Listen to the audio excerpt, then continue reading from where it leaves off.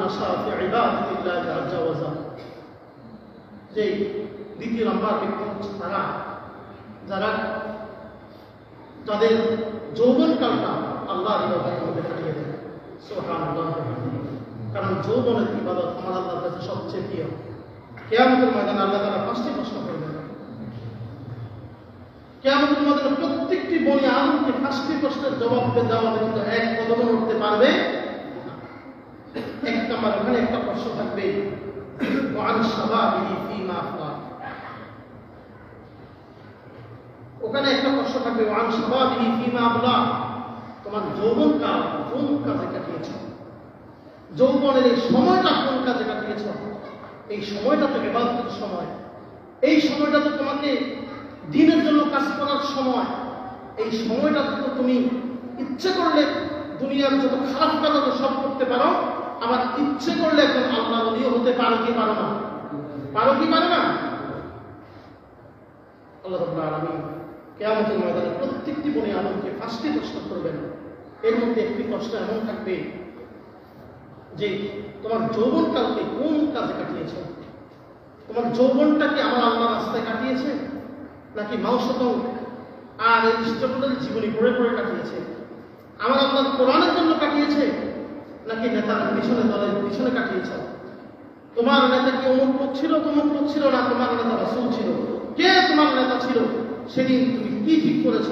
যৌবনকালের যে শক্তিময় সময়, এই সময়টা প্রচুর আল্লাহর রাস্তায় ব্যয় করতে পেরেছ। এই যৌবনের হিসাব আমার আল্লাহর কাছে সবচেয়ে বেশি।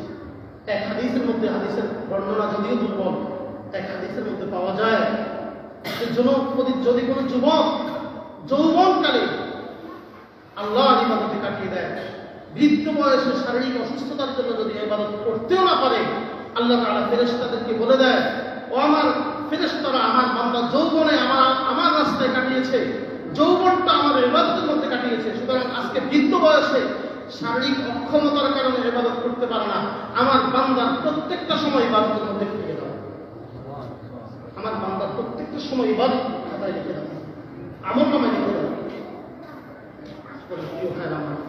এই যৌবনকালটা আল্লাহর কাছে সবচেয়ে বেশি প্রিয় জিনিস।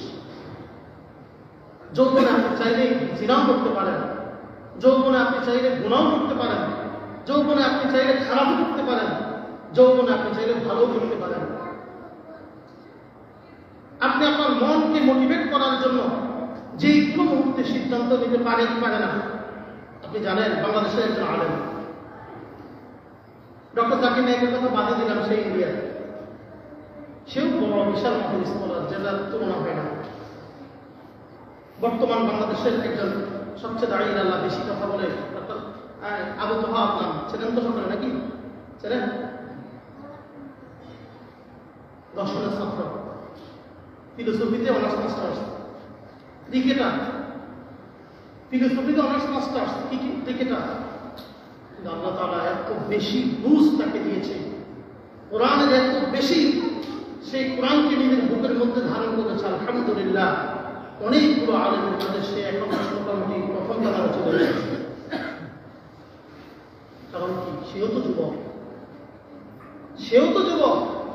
আপনারা যাকে অনেকের আইডল মনে করেন, মিজানুর রহমান আজহারী, সে কি যুবক নয়? কথা বলেন না কেন, সে কি যুবক নয়? তার যৌবনকালটাও তো ছিল, তারও তো যৌবনকাল ছিল। এইভাবে করে অনেক লোক দেখেন, যারা অনেকেই বাংলায় লেখাপড়া করছে, সারাটা জীবন স্কুল কলেজ ইউনিভার্সিটিতে কাটিয়েছে, অথচ কোরআনের জ্ঞান এমনভাবে নষ্ট করেছে, এমনভাবে আয়ত্ত করে নিয়েছে, আল্লাহ তাআলা তার কোরআনের জ্ঞান দ্বারা তার সিনাটি করে দিয়েছে। এজন্য এই যৌবনকালে আল্লাহর ইবাদত বেশি করা দরকার আছে না নাই? আছে না নাই? কারণ যৌবনের ইবাদতটা আমার আল্লাহ সবচেয়ে বেশি গ্রহণ করেন, যৌবনের ইবাদতটা আমার আল্লাহর কাছে সবচেয়ে বেশি মূল্যবান। এজন্য